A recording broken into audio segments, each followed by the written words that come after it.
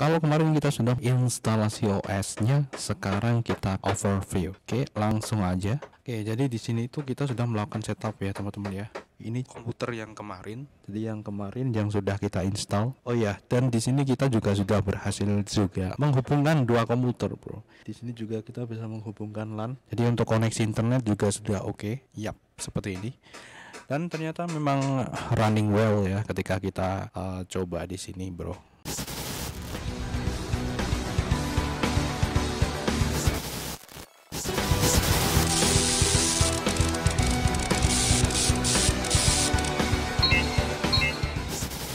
Ya, jadi ketika kita mencoba di situ udah oke banget teman-teman ya.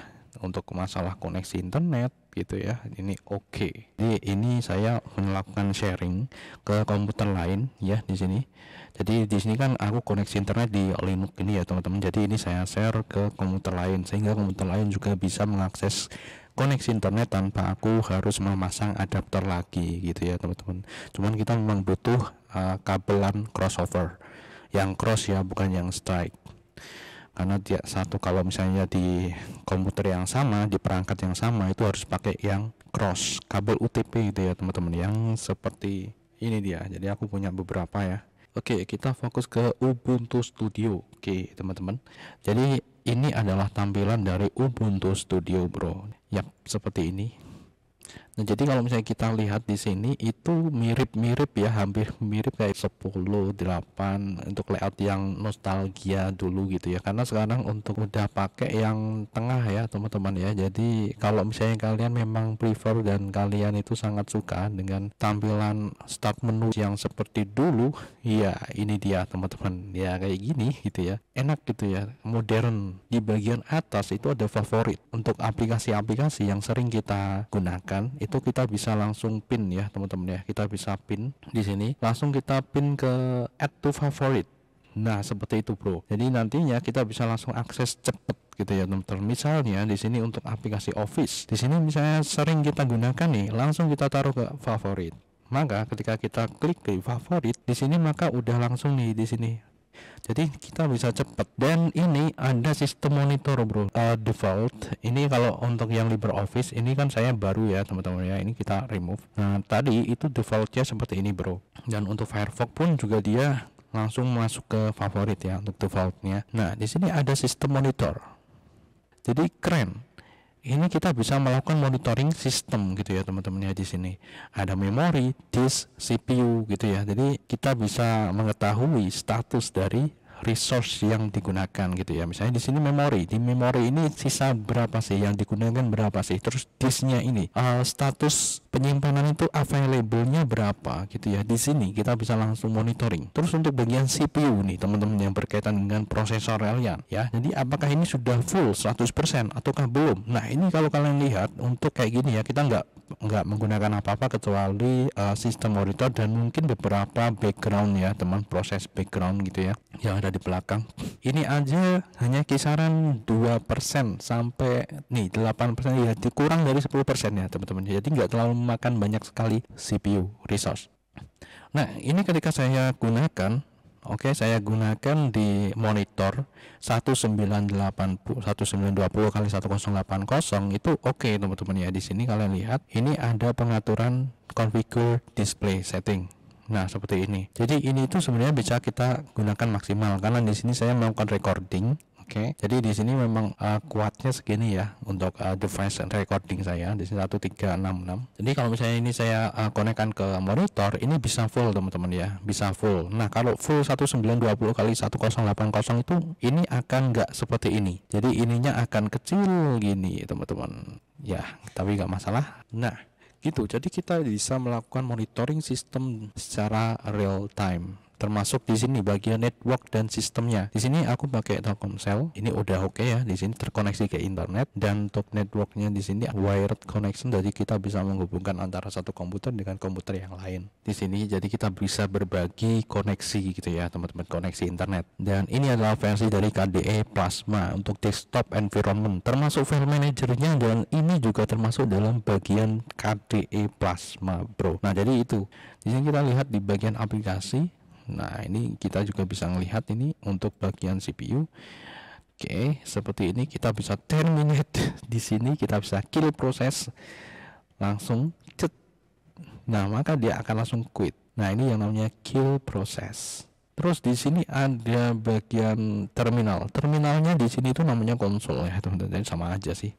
Sebenarnya sama aja, bro. Sudo apt install. Ya, seperti biasa. Lalu kalian bisa pilih package-nya. Misalnya di sini kalian mau install Nemo. Ya, sebenarnya nggak perlu ya. Kalau misalnya karena di sini udah ada file manager. Nah, kayak gini kita masukkan password.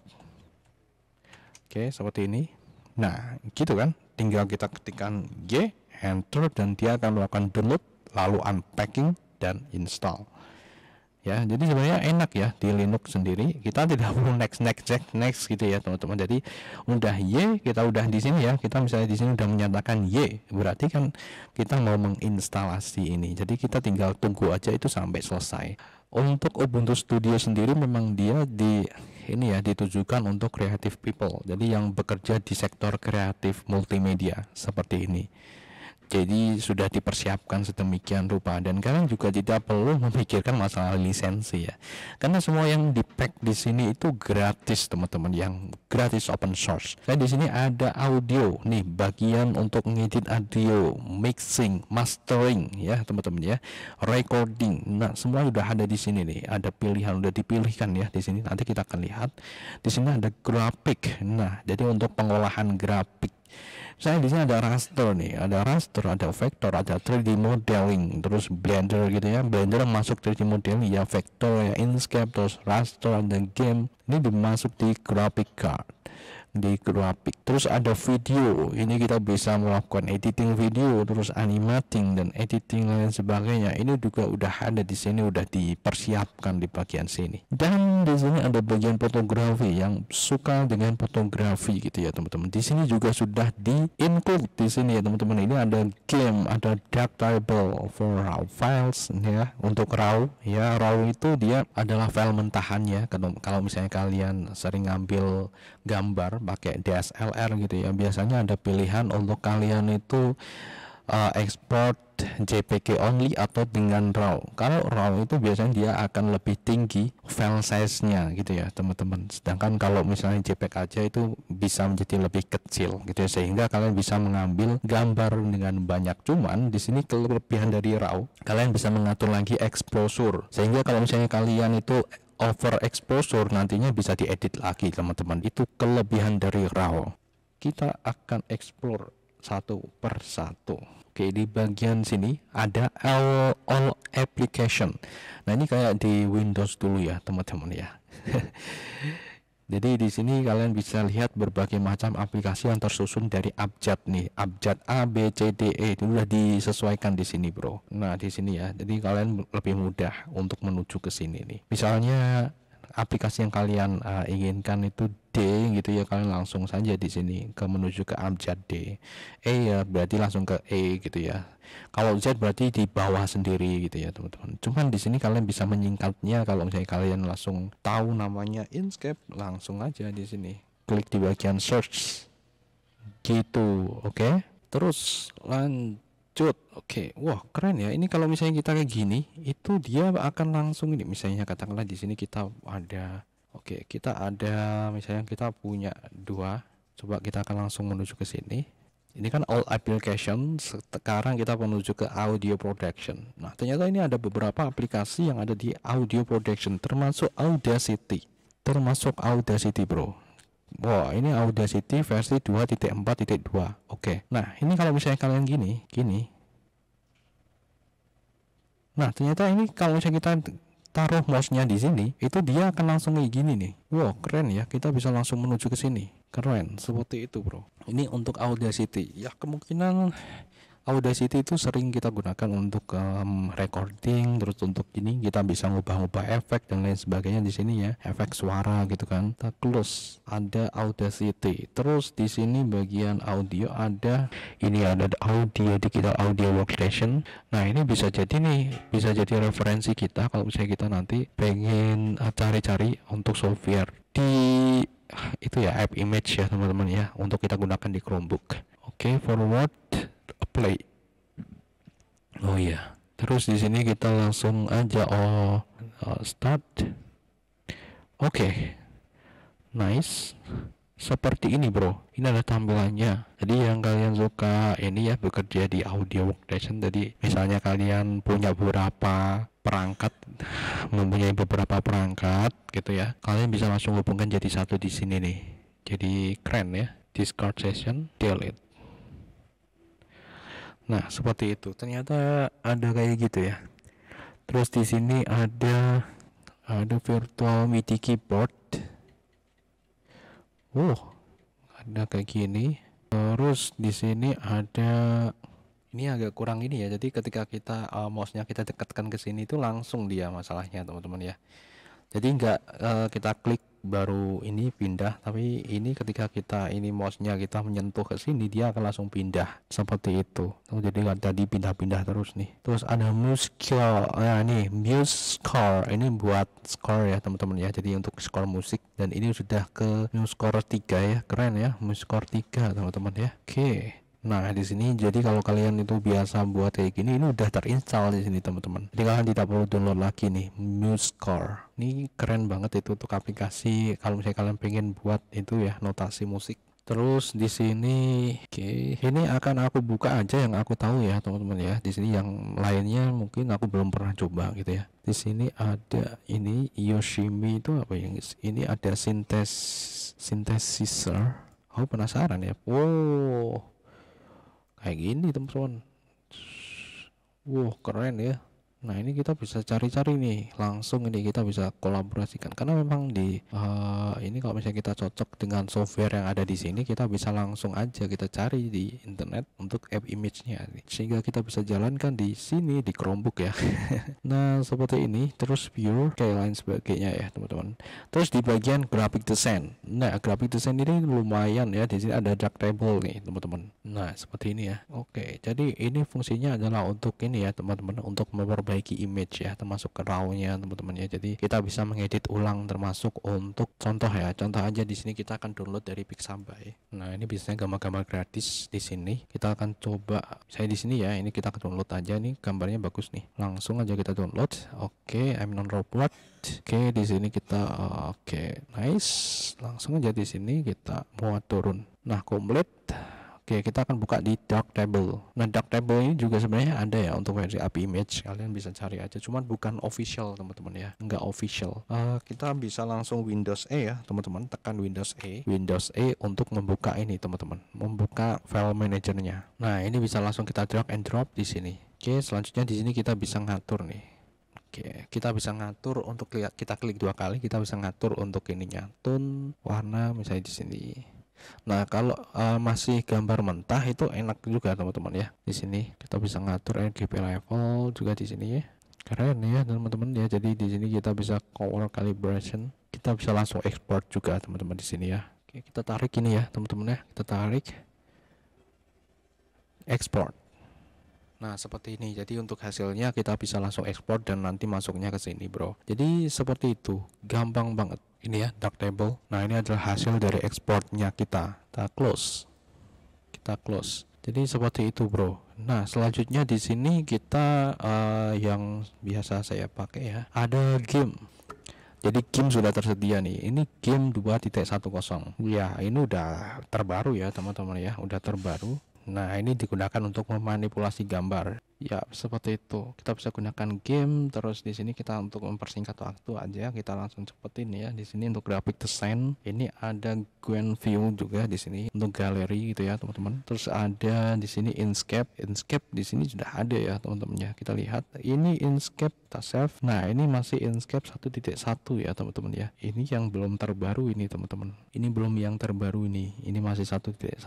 Jadi yang terbaru itu sebenarnya 1.2 teman-teman. Kita bisa coba untuk update nih di sini, update aplikasinya konsol ya. Nah kita bisa melakukan update dengan seperti ini ya, kayak biasanya update. Oke. Nah seperti ini. Pastikan koneksi internet ya teman-teman ya di sini. Setelah ini kita bisa langsung upgrade ya teman-teman ya. Jadi kalau misalnya ada komponen-komponen yang perlu di-upgrade tuh yang terbaru, kita bisa upgrade gitu ya teman-teman. Oke, di sini sebenarnya koneksi internet itu sangat berperan penting ya. Kalau misalnya koneksi internet kalian lancar, maka ini akan cepat. Tapi kalau misalnya enggak ya enggak gitu ya. Dan ini kalau misalnya kita udah habis update itu mungkin nanti akan menyesuaikan ya di sini. Memang disarankan setiap kita itu menginstal sistem operasi atau kita menjalankan ini ya di distro Linux itu kan kadang ada update terbaru gitu ya teman-teman ya. Ya sering-sering aja untuk ini gitu ya, update gitu ya teman-teman. Jadi untuk mendapatkan versi-versi terbaru gitu ya, yang udah diperbaharui gitu kan, seperti itu. Termasuk di bagian ini security, ini lumayan banyak ya kelihatannya teman-teman yang perlu diupdate. Nah tadi untuk ini ya teman-teman ya, untuk Inkscape. Terus untuk Krita nih, Krita kita lihat untuk Kritanya dia 5.0.2 ya teman-teman. Kita sambil lihat ini di sini untuk overview. Untuk Krita di situ untuk memorinya lumayan ya, dia ngambil 18,5% CPU, terus ada 282 MB. Jadi ini udah hampir segini ya teman-teman, dari total 7,7 GB ini udah kepake 2,5 gitu ya teman-teman. Nah kalau memori ini memang sebenarnya ini tergantung ini ya untuk multitasking sebenarnya teman-teman ya. Jadi semakin banyak aplikasi yang kalian jalankan gitu ya, ya semakin banyak ini teman-teman makan resource memori. Termasuk ketika kalian menjalankan satu software dan satu software itu menjalankan beberapa proses di dalamnya, maka dia akan memakan RAM juga teman-teman, karena ini memang RAM itu kan memori sementara ya teman-teman. Kalau kalian close biasanya itu akan langsung berkurang ya kayak gitu untuk RAM. Nah seperti ini bro. Jadi untuk kelas open source dan free itu udah keren ini teman-teman, karena ini memang device-nya ya udah i3 ya teman-teman. Dan ini kalian lihat lancar teman-teman. Nah kalian bisa kolaborasikan juga dengan pen tablet gitu ya, kayak gini di komputer kalian.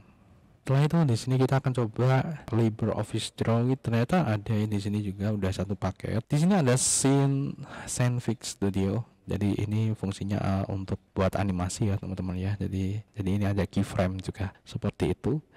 Terus di sini ada ya sudah ya teman-teman, ini ada beberapa, ini ada Pico Pixel, terus ada Ocular itu kan, ada Scanlight, ada Dicam, dan di sini emang udah ada ini ya teman-teman ya deskripsinya di sini. Nah kita beralih ke video production nih. Video production ternyata di sini ada Blender, ada Kdenlive. Nah ini ternyata untuk software editing videonya dia lebih ke Kdenlive ya, karena memang di sini dari KDE ya pastinya dioptimalkan di sini, dan ini versi 21.12.3 ya teman-teman ya. Nah oke di sini ya teman-teman, karena memang kita jalankan di komputer jadi kita tidak terlalu bermasalah ini ya teman-teman, seperti ini ya gitu ya teman-teman ya. Oke nice. Terus selanjutnya di sini udah ada di bagian ini ya, ini ada OBS Studio nih teman-teman. Jadi OBS Studio itu sudah include di sini ya, udah termasuk dalam software wajib untuk produksi multimedia. Next kita cancel aja karena ini nanti dia akan minta di routing ke Twitch, ke YouTube, atau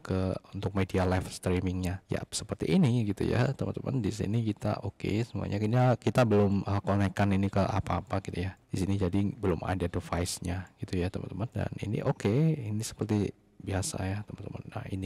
Nah kalau kalian lihat yang kemarin kita bahas di Kali Linux yang ada di Chromebook gitu ya teman-teman. Nah ini mirip teman-teman, yang di atas audio capture device kayak gini, terus ininya mirip, ternyata memang itu untuk versi yang Linux nih seperti ini ya teman-teman ya, kayak gini. OBS Studio versi 27.2.3. Nah di sini kita langsung menuju ke yang lain ya. Ini ada subtitle editor, jadi untuk edit subtitle. Ada Blender. Nah ini dia Blender, ternyata dia masuk ke kategori video. Nah seperti ini video 3.0.1 seperti ini. Kalau kalian yang sering untuk ini ya teman, karena sekarang Blender itu sudah banyak digunakan studio animasi ya teman-teman ya, malahan karena ini benar-benar bisa menghemat budget juga. Dan saat ini udah keren banget ini teman-teman dari segi fitur dan hal lain sebagainya ya. Di sini fitur-fitur, dan di sini untuk rendering juga gampang, dan dukungan komunitasnya pun juga banyak sekali. Jadi kalau misalnya kalian memang lagi pertama kali main di Blender, kalian bisa search aja langsung tuh dukungan komunitas itu, karena banyak sekali yang berbagi tentang tutorial Blender gitu ya teman-teman ya. Dan kebanyakan mudah diakses gitu ya teman-teman, mungkin tanpa kalian perlu berlangganan yang gratis, yang free ya. Nah terus selanjutnya di sini ada bagian internet. Nah, di bagian internet ini ada Firefox ya. Tadi untuk ini bawaannya Firefox. Ini ada KDE Connect, terus ada Thunderbird. Nah, selanjutnya ada media playback. Ini dia pakainya VLC ya untuk media player. Jadi ini yang digunakan untuk muter video gitu ya teman-teman ya. Continue di sini. Jadi secara default dia pakainya VLC media player dan ini versinya adalah versi 3.0.16 veterinary. Yap, seperti ini. Jadi nggak perlu khawatir lagi untuk masalah ini, udah selesai. Di sini udah ada semua dia untuk media player, kalian nggak perlu install lagi. Terus untuk musik playernya nih dia pakainya Elisa ya. Jadi di sini memang bawaan dari KDE. Elisa ini dia untuk ini ya teman-teman ya, untuk memutar, entah ini namanya Elisa itu atau pembuatnya dia namanya Elisa ya, nggak tahu, tapi ini namanya Elisa. Terus ini kita bisa muter musik, terus dari radio station juga, jadi kita bisa muter online ya teman-teman ya. Di sini online kita bisa muter audio dari komputer kita bro, cuman ini nggak ada musiknya teman-teman ya, nggak ada audionya, ini masih bener-bener fresh fresh install gitu ya teman-teman. Ini aku coba ini masih tak ginikan, soalnya ini nggak bisa diminim. Oh udah bisa diminimize tapi maksimal seperti ini. Sekalian ini tak gini kan ya teman-teman. Nah ini udah langsung kayak gini nih. Oh Darktable belum tak close ya teman-teman, di close.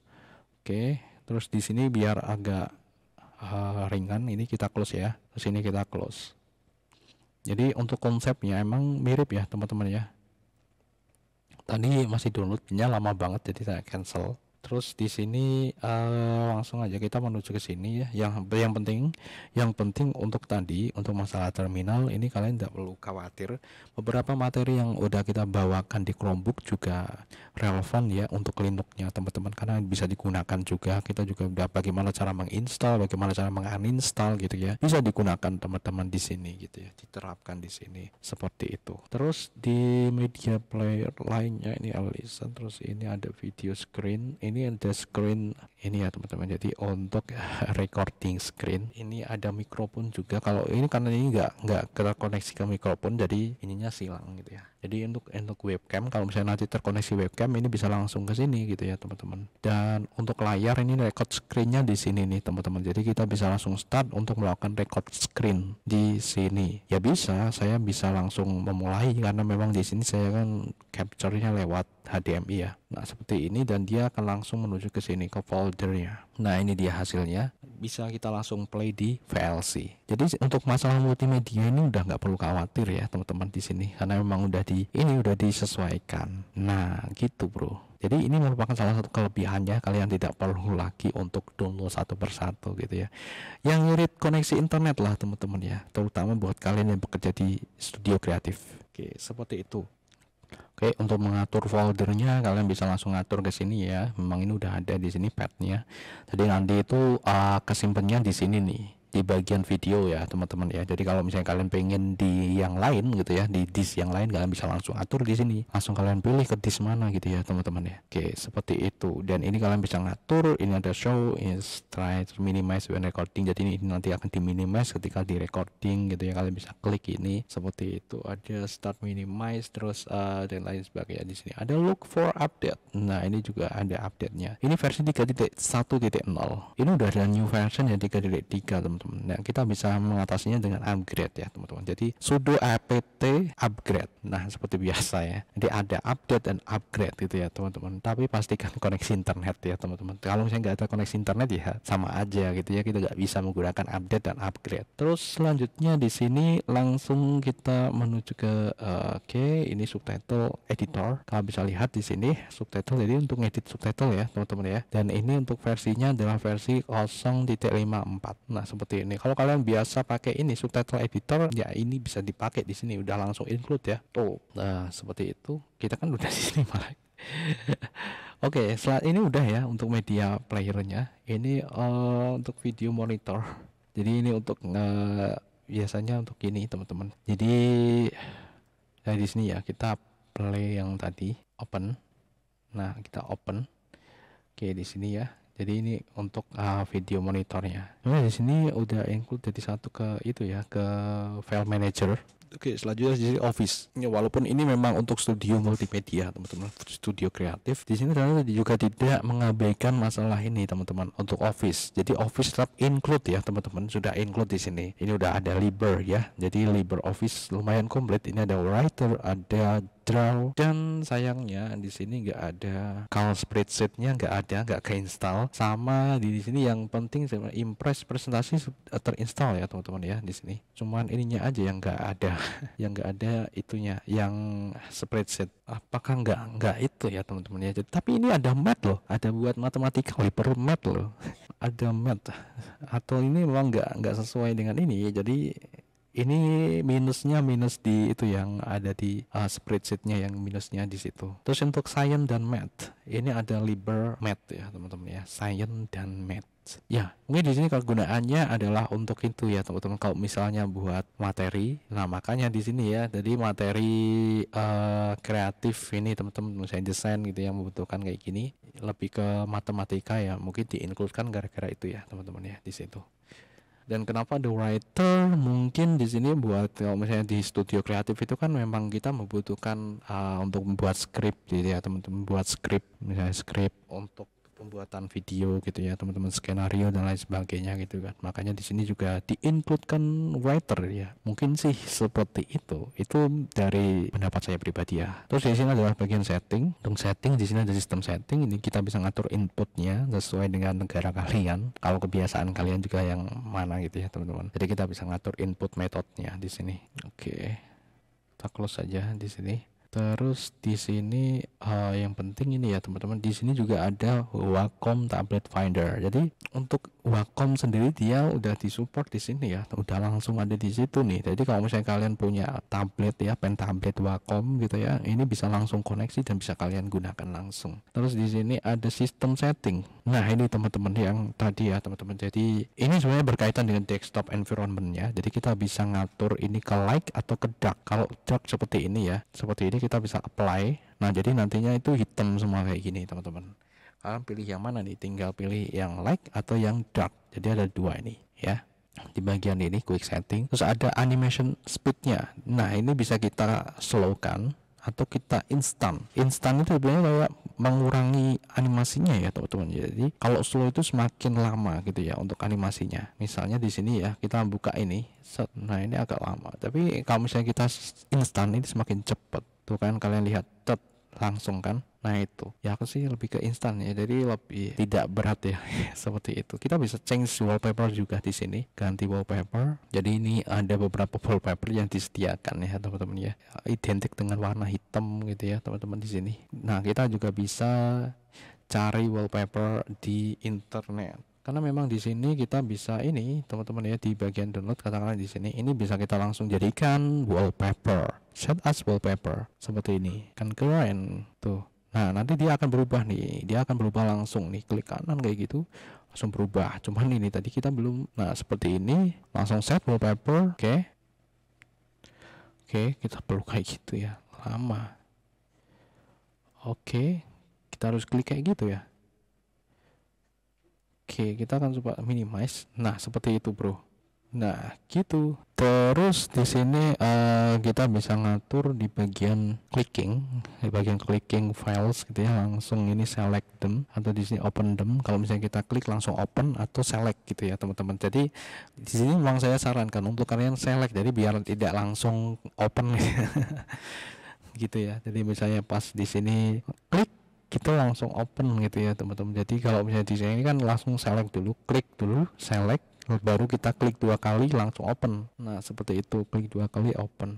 Nah ini ada, ini pengaturan cepat ya, teman-teman ya, di sini. Dan ini kalau misalnya kita pengen pengaturan di bagian appearance, kita apply dulu ya, kita apply. Oke, seperti ini kita apply. Nah ini juga kita bisa ngatur untuk tampilan lainnya bro, di bagian appearance, teman-teman, di sini. Jadi ini ada stylenya. Style di sini ada Ubuntu Studio Light, ada Breeze Dark, ada Breeze Twilight. Nah seperti ini. Seperti ini kita atur gini ya. Nah saya kita ganti ke Breeze, jadinya seperti ini yang ini tadi. Terus ini misalnya kita ganti Breeze Dark, apply. Nah ini dark kayak gini ya jadinya, tuh kan kayak gini kan. Terus ada Twilight, nah kayak gini. Terus ada Ubuntu Studio bawaan, oke, nice. Seperti ini bro. Terus ada ini desain ya, lebih ke desain aja bro. Jadi nah ini untuk yang ini Ubuntu Studio Dark kayak gini. Terus untuk Ubuntu Studio Light, oke. Nah seperti ini bro, kita pakai ini aja. Oke, nice. Enak yang ini ya, Twilight. Enak yang dark ya kayaknya ya teman-teman. Nah seperti ini. Terus di sini ada application style. Ini kalian bisa ngatur di sini stylenya seperti apa. Ini ada tab. Ini lebih ke desain sebenarnya teman-teman ya. Lebih ke desainnya, UI-nya teman-teman ya.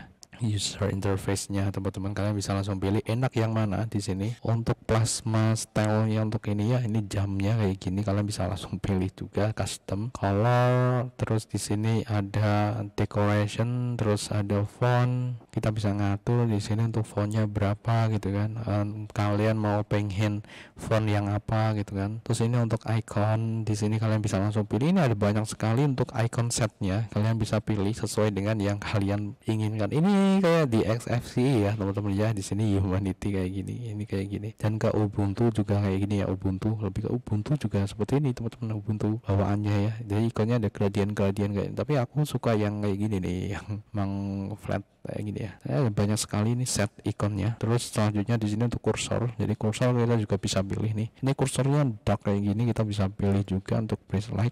Nah jadi nanti dia akan langsung kayak gini. Tapi ini di apply dulu ya teman-teman ya, di apply. Nah ini berubah jadi putih kayak gini teman-teman ya. Atau kita bisa KDE klasik, atau ini kita bisa atur sedemikian rupa. Ini masalah bagian ini itu customisasi sesuai dengan customisasi kalian. Jadi tiap orang itu berbeda-beda, enaknya yang mana terserah. Terus ini ada splash screen. Nah splash screennya di sini Ubuntu Studio kayak gini atau Breeze kayak gini. Jadi atau none. Jadi nanti nggak ada splash screennya. Ya, secara default dia pilihnya ini ya teman-teman ya di sini. Terus ini none. Nah ini coba kita langsung play. Nah jadi seperti ini splash screennya. Nah ini keren yang ini ya, Ubuntu Studio yang kayak gini ya, yang kayak gitu tadi yang bawaan. Oke, ini untuk appearance. Terus ada workspace. Nah ini betul behaviornya, kita bisa ngatur di bagian desktop effect. Nah ini banyak sekali ya teman-teman ya. Ada banyak sekali yang bisa kita atur di sini. Ada screen edge kayak gini. Terus di sini ada touch screen. Kalau misalnya memang monitor kalian itu touch screen ya teman-teman ya. Kalau touch screen dia ada pengaturan di sini. Terus ada screen lockingnya. Jadi dia akan lock screen automatic itu berapa ya, seperti biasa ya. Ini 15 menit. Terus kita bisa atur ya ini. Terus ada virtual desktop nih. Biasanya yang kalau di Chromebook itu kan ada meja itu ya. Meja 1, 2, 3, 4, 5 seterusnya. Kita bisa berganti-ganti dengan cepat. Nah ini ada desktop 1, kita bisa tambahkan desktop 2 gitu, desktop 3. Jadi kita bisa beralih satu desktop kayak meja 1 bukan meja 2, meja 3, meja 4. Seperti itu. Di sini ada activities. Nah, ya seperti ini. Terus di sini ada window management. Oke, ada window management kayak gini ya modelnya, window action, movement, advance, terus ada task switcher, terus ada ini langsung aja ya biar cepet. Ini kayaknya lama banget nanti videonya. Ini shortcut, jadi kalian bisa ngatur shortcutnya di sini ya teman-teman ya. Kalian klik aja langsung ya di sini bagian file. Nah ini dia, jadi kalian bisa klik untuk ganti ya. Jadi di sini untuk delete itu ya, delete ini tinggal kalian klik langsung kalian langsung kalian pencet yang ada di keyboard kalian gitu ya. Nah tapi hati-hati juga karena kadang konflik. Kalau misalnya konflik biasanya akan menghapus yang ada sebelumnya gitu ya teman-teman ya. Seperti ini bisa custom juga, kita discard. Terus di sini kita start up dan shutdown. Nah di sini untuk bagian ini kita bisa pilih nih. Ada di sini ada yang untuk Breeze, terus Ubuntu Studio kayak gini, dan start defaultnya kayak gini ya teman-teman ya. Ini ada auto start. Terus ini kita bisa tambahkan ya. Ini kita bisa tambahkan untuk add application ketika auto start gitu ya. Terus di sini ada background service nih. Kalau misalnya kalian pengen agar ini tidak terlalu berat, kalian bisa otak-atik di sini nih, di bagian sini, bagian background service. Nah ini adalah service yang running ya teman-teman ya di sini untuk di background ya. Jadi yang nggak dijalankan kayak gini gitu ya.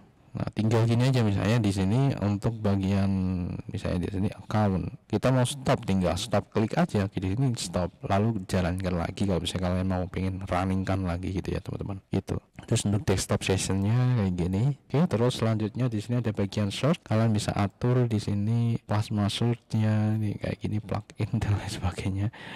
Di sini untuk web search keywordnya di sini teman-teman, jadi bisa langsung ya. Ini udah ada banyak, kalian bisa tambahkan juga di sini untuk new. Misalnya di sini enable web search, di sini kita tambahkan new, misalnya seperti ini. Terus di sini kita bisa kasih shortcut.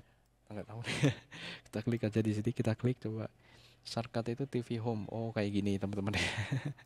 Itu kita bisa ngatur di situ. Nah terus untuk personalization ini bagian notifikasi, kalian bisa langsung no atau kalian centang yang ini yang ada di sini untuk tidak menerima notifikasi. Ini bisa pengaturan notifikasi ada di sini nih. Auto notification, terus ada user sebentar user. Nah ini dia your account. Jadi ini accountnya dan kita bisa sign in juga ke email address bro. Selanjutnya di sini ada regional setting. Ini kita juga bisa ngatur. Ini yang pas awal kita instalasi kita bisa ngatur nih add language juga gitu ya teman-teman ya. Jadi nggak perlu khawatir misalnya kita salah tuh ya untuk mengaturnya di awal gitu ya. Di sini. Jadi untuk pengaturannya ada di sini. Oke. Selanjutnya di sini bagian accessibility. Oke, seperti ini. Dan di bagian application di sini ada location, defaultnya kayak gini untuk web browser. Jadi untuk mengatur default ya teman-teman ya di sini. Ini ada diagnosis. Nah ini kita bisa uncentang agar tidak mengirimkan error. Tapi kalau misalnya kita pengen berkontribusi, kita bisa kirimkan nih. Kalau misalnya ada error, nanti kita bisa langsung kirimkan ini teman-teman ya, pesan errornya ke sini. Canonical. Jadi ini untuk perusahaan yang menaungi ini ya teman-teman ya. Terus backup. Nah ini kalau misalnya kita mau backup ini di sini. Terus di sini ada KDE wallet ternyata ya teman-teman. Jadi ini dia mendukung ini juga nih ya. Jadi ada KDE wallet juga, aku baru tahu di sini. Terus ada ini untuk online account, jadi kalian bisa tambahkan online account. Misalnya di sini ada open desktop dan sebagainya, storage Google itu bisa kalian tambahkan di sini gitu ya. Tapi kalau misalnya kalian benar-benar trust gitu ya, benar-benar yakin dan percaya gitu ya. Oke, terus di sini ada user feedback. Nah ini kalian bisa, ini posisinya disable ya teman-teman ya. Kalian bisa enablekan juga untuk mengirim ini feedback network. Nah ini untuk pengaturan network connection di sini yang tadi ya teman-teman. Jadi ini ada dua koneksi WiFi yang seperti tadi kita perlihatkan di awal. Jadi kita memakai itu ya TP-Link. Jadi untuk adapter WiFi gitu ya, untuk menerima dari modem ya secara WiFi ya, koneksi wireless dari modem ke PC kita bro. Jadi untuk alat penerima ya adapternya ya. Dan ini untuk wire connection itu yang menggunakan kabel UTP. Oke, dan kita bisa atur pakai IPv4, IPv6. Tapi di sini aku setting automatic. Dan di sini bisa langsung sharing. Ya, ini tadi sharing koneksi sehingga kita bisa menggunakannya di PC kita. Ya, contohnya adalah ini teman-teman ya. Kalian bisa lihat di sini. Jadi di sini ya, ini bisa langsung saya gunakan untuk internetan. Oke, seperti ini misalnya contoh aja. Nah, ini kita bisa langsung internetan pakai koneksi yang ini teman-teman. Nah ini dia internet akses. Jadi ini terkoneksi ke situ Ethernet ya, ke koneksi Ethernet. Oke, kita kembali lagi di sini. Jadi seperti itu ya. Terus untuk bagian setting di sini kita bisa ngatur berbagai macam parameter di sini. Ini untuk mempercepat aja kan, lama banget. Terus di sini untuk input device. Jadi untuk bagian hardware ya, di sini ada keyboard, mouse, kita bisa mengaturnya di sini bro. Oke, game controller ini untuk mapping juga di sini kita bisa langsung mapping. Terus touchpad. Nah, terus di sini langsung display monitor. Ini bagian display, jadi kita bisa ngatur. Di sini ada ada display konfigurasi, kita bisa konfigurasi. Kita bisa melakukan scaling juga di sini. Terus ini kompositor, terus ada gamma dan ini ada night color. Jadi kita bisa mengatur ini night colornya. Terus selanjutnya di sini bagian audio, kita juga bisa ngatur di sini audio mana nih yang mau kita tuju nih. Jadi keluarannya itu yang mana. Di sini ada output.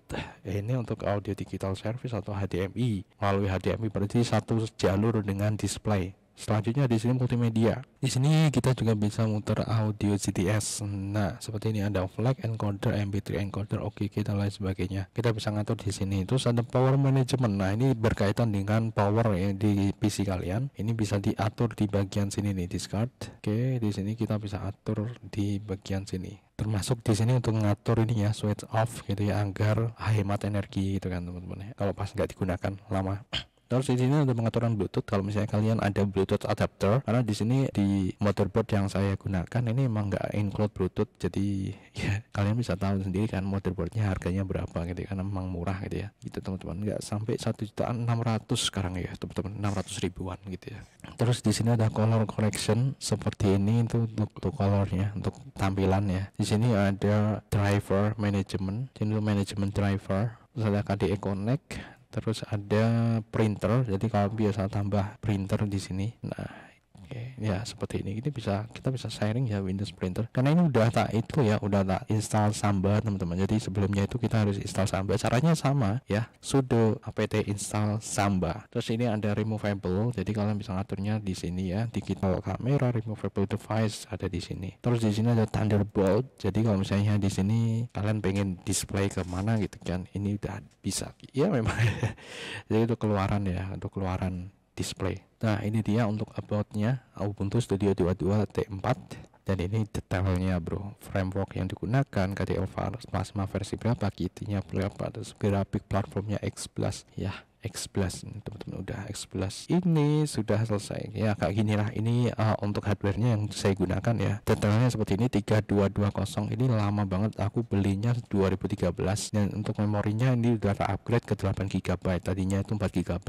Terus di sini untuk software update nih, jadi ini bisa update automatic, jadi kalau kalian klik ini nanti akan update otomatis kalau misalnya koneksi internet kalian terhubung. Nah di sini manual, jadi kalian bisa langsung update-nya secara manual gitu ya. Dan ini kalian juga bisa pilih use offline update gitu ya teman-teman, kalau misalnya memang kesusahan ya, kesulitan untuk koneksi internet di daerah kalian. Nah jadi itu untuk kontrol panelnya, dan seperti ini ya, kalian lihat ini masih terjaga dengan baik. Untuk CPU-nya masih oke, terus disknya juga oke, memorinya juga oke, karena disknya ini juga kita tidak terkendala bro. Jadi kalau masalah kayak gini sih memang di PC ya, kalau ini kan PC ya teman-teman, PC. Kalau di laptop yang dibawa kemana memang kita tidak bisa gitu ya teman-teman, karena dulu saya juga pernah bilang di sini, memang harga PC dan laptop pun kadang 2 kali lipat ya teman-teman. Jadi kalau misalnya kalian pengen performa yang baik di PC gitu ya, memang itu, jadi PC itu kayak setengahnya harga laptop gitu ya, seperti itu bro, ngeri ya. Ya memang kelemahan PC itu agak susah untuk dibawa kemana-mana. Jadi kalau laptop itu kan dia memang portable gitu ya teman-teman di sini. Nah ini untuk disknya kita tidak terlalu bermasalah ya, karena ini ada 120 GB, tinggal 100 GB ya. Dan ini yang udah digunakan 16 GB ya untuk sistem dan lain sebagainya. Dan kita udah mendapatkan berbagai macam aplikasi yang sudah terinstall tadi. Ini untuk bagian setting sudah ya selesai. Dan terus untuk utility, ini untuk Ubuntu Studio informationnya di sini kalian bisa klik. Terus untuk Ubuntu System Studio informationnya kayak gini. Untuk helpnya, help center di sini ada plasma manualnya. Kalau kalian kesulitan di sini, memang sebenarnya ini gampang ya teman-teman ya. Jadi kalau memang masih kesulitan ya, sebenarnya di sini ada ini buku manualnya teman-teman ya. Jadi ini udah ada penjelasannya komplit. Emang keren ya dari kontributornya keren-keren nih, udah ada kayak gininya juga gitu kan teman-teman. Jadi ini mempermudah bagi user dalam memahami user interface yang ada di sini di KDE Plasma. Oke. Kayaknya sudah kayak gitu beberapa yang pengenalan yang ada di sini, dan cukup oke. Dan untuk fungsi-fungsi yang biasa digunakan ya udah oke ya teman-teman ya di sini. Terus di sini ininya icon ini juga kita bisa tambahkan ke desktop ya teman-teman ya. Kalian lihat di sini. Misalnya di sini kita tambahkan add to desktop. Nah, jadi ini udah kayak komputer pada umumnya ya. Jadi ini kita bisa langsung tambahkan ke sini. Kalau kalian memang pengen ini desktopnya clean, ya tinggal ini gini aja, tinggal kita delete aja teman-teman ya. Di sini udah kita delete aja. Sudah kayak gitu. Kalau misalnya kita pengen agar desktopnya itu clean kayak gini ya, seperti itu bro. Jadi gampang ya, ini kita tidak perlu untuk ngedit lagi parameter yang ada di situ untuk bisa membuat desktop gitu ya. Dan ini udah otomatis sudah dikasih di sini, tinggal kita add to desktop aja, udah keren ya. Jadi udah gampang. Mungkin hal ini memang agak kesulitan kalau misalnya kita di Chromebook ya, tapi ya memang tiap OS perangkat itu memang ada kelebihan dan kekurangannya masing-masing gitu ya. ya teman-teman ya. Oke gitu. Di sini untuk file manager kita bisa akses pakai tombol Windows E ya, Windows plus E di keyboard kalian. Dan ini home, desktop, dokumen. Di sini kalau misalnya download ada di sini, terus video, trust dan lain sebagainya. Untuk informasi tentang ini, sebentar, ini ya about Dolphin. Jadi ini kita pakainya Dolphin ya teman-teman untuk file manajernya. Ini 21.12.3 ya, Dolphin. Sebenarnya ini kalian bisa juga pakai Dolphin di Chromebook ya teman-teman. Tinggal cari aja Dolphin. Cuman kayaknya dulu agak berat sih. Nah seperti itu. Ini trustnya kayak recycle bin dan yap. Untuk bagian network ini di sini ada MTV, ada MTP, ada Bluetooth, ada shared folder. Di sini kalian bisa ngatur untuk ini. Jadi yang kalian sharing. Oke, sudah selesai. Ada yang saya lupa yaitu printer ya teman-teman ya. Jadi printernya itu belum. Jadi di sini ketika kita coba untuk pakai writer ya, LibreOffice Writer, di sini kalian lihat kita akan coba sembarang. Nah, file terus ini print. Nah, seperti ini. Oke, di sini generic ya teman-teman ya. Kita print. Nah, oke. Jadi ini belum ya teman-teman ya. Ini belum bisa. Dan ini kondisinya sudah saya hubungkan. Jadi printernya udah tak hubungkan ke port USB ya teman-teman ya. Seperti ini. Jadi aku memakai MP230. Nah, setelah itu di sini kalian bisa langsung pergi ke sistem setting. Nah, setelah itu di sini kalian cari untuk ini printer. Nah, ini masih belum ya. Kita add new printer. Set. Nah, setelah itu di sini, nah kalian bisa lihat di sini Canon MP230 sudah terdeteksi. Oke, kita next. Bentar, kita next. Oke. Kita coba untuk cari driver ya. Di sini Canon. Nah, oke, kita coba MP ya, MP230.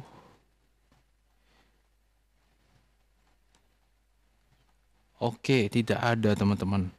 Sebentar, saya juga penasaran untuk yang Epson nih. Epson punya aku ya ada L3100.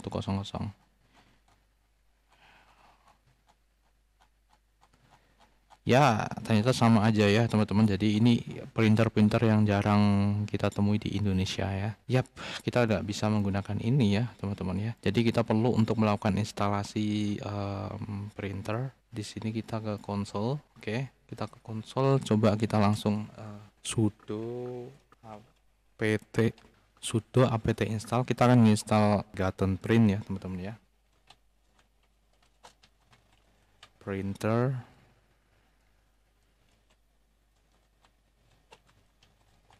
Driver. Tuh, keyboardnya.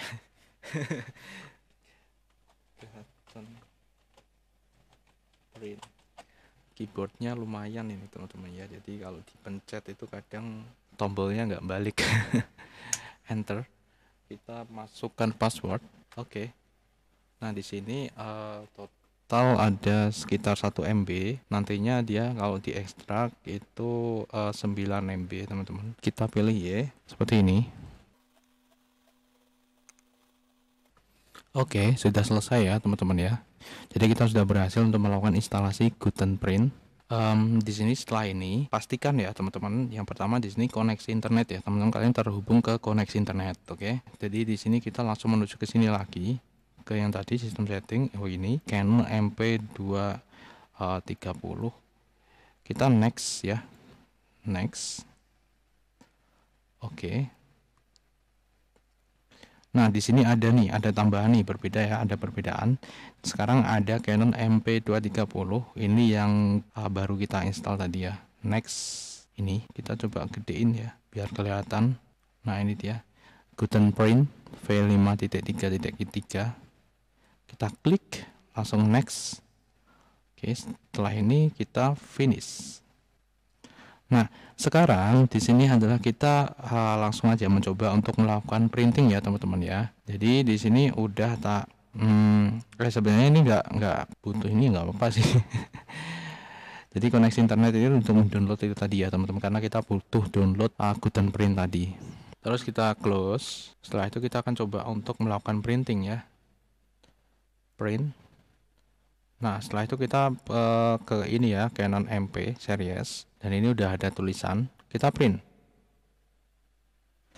Nah, sudah berhasil teman-teman. Jadi akhirnya kita sudah berhasil untuk melakukan printing. Oke.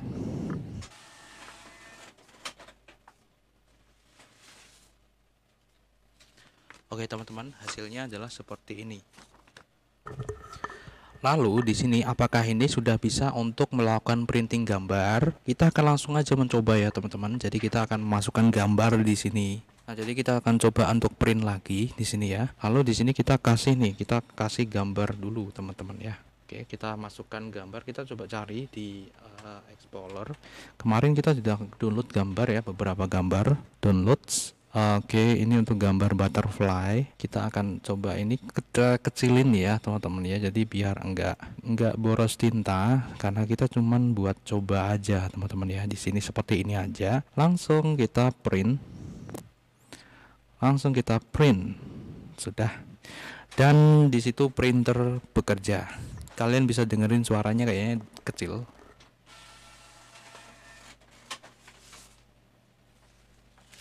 Oke teman-teman, dan di sini berhasil.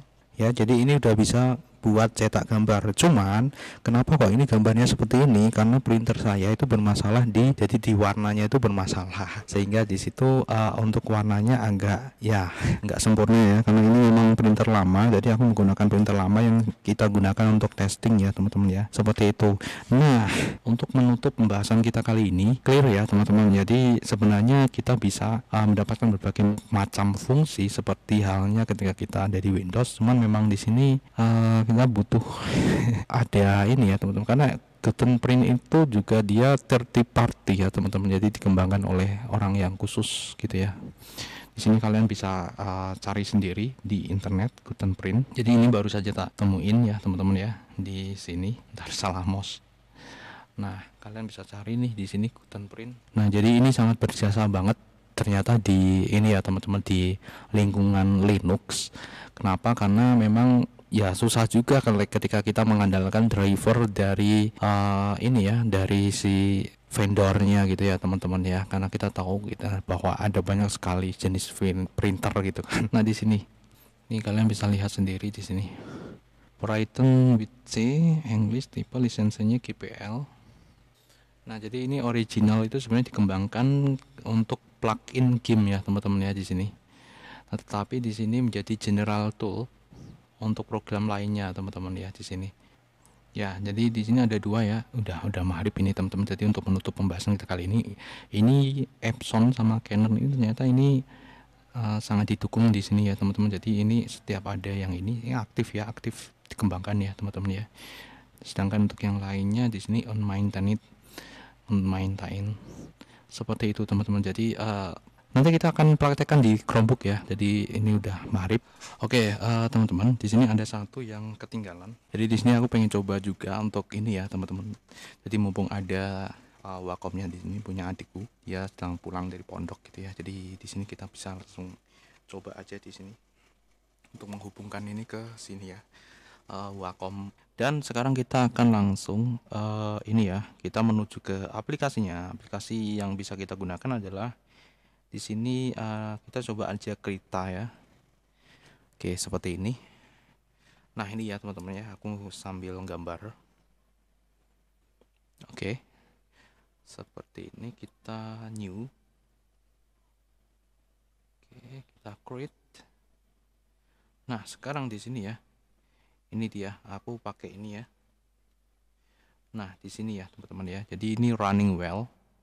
Sangat bisa banget buat pen tablet ya. Kalau misalnya kalian memang udah terbiasa pakai pen tablet, ya kalian bisa beli juga di sini. Dan tadinya juga di sini udah ada ya, ada Wacom juga di sini. Ini dia Wacom Tablet Finder. Nah, ini udah ada ya di sini. Save. Jadi kita bisa mengatur beberapa ini termasuk mapping, terus Haswell dan lain sebagainya di sini. Ya, jadi ini detect refresh. Ini langsung ke detect nih Wacom One by Wacom S Pen. Ya. Seperti itu. Dan ini langsung bisa digunakan, bro. Nice. Jadi seperti itu ya teman-teman ya. Karena memang ini sudah disesuaikan. Sekaligus ini menutup pembahasan kita ya teman-teman. Ketika kita kan udah bahas tentang printer nih. Terus tentang ini juga sama. Lalu di sini kita coba untuk ini dulu ya, teman-teman. Kita coba aplikasi lain. Di sini ada. Nah, ini dia. Oh, kita pilih dulu nih. Kita pilih dulu ini kita mau nulis kan. Kita pilih nih. Nah, seperti ini kan. Set. Ya. Yeah. Nice. Dan ini berjalan running well banget, teman-teman ya. Kayak kalian lihat di sini. Running well. Oke. Nah, seperti itu, Bro. Memang jadi ini dua aplikasi udah cukup ya buat coba aja gitu ya teman-teman ya. Jadi Krita bisa, itu juga bisa, dan itu udah cukup game ya teman-teman ya. Biar ya biar bener-bener ini bisa. Oke, kita akan coba untuk gambar. Di sini kita pakai kuas. Nah, seperti ini ya. Kita akan coba di sini. You are very good. Nice. Dan ini running well. Jadi kesimpulannya adalah ini normal dan bisa digunakan di berbagai macam aplikasi, Bro. Oke, seperti itu, Bro. Dan terima kasih buat kalian yang sudah nonton sampai ini ya teman-teman ya. Jadi ini untuk printer, dan ini memang sebenarnya tidak sengaja saya taruh di belakang ya teman-teman ya, karena memang baru kepikiran di terakhir-terakhir gitu ya. Jadi seperti itu pembahasan kita tentang Ubuntu Studio versi yang terbaru di tanggal di mana ini, versi bulan Agustus ini ya. Semoga pembahasan kita bermanfaat buat kalian, dan sampai jumpa di pembahasan selanjutnya. Bye bye. Assalamualaikum warahmatullahi wabarakatuh.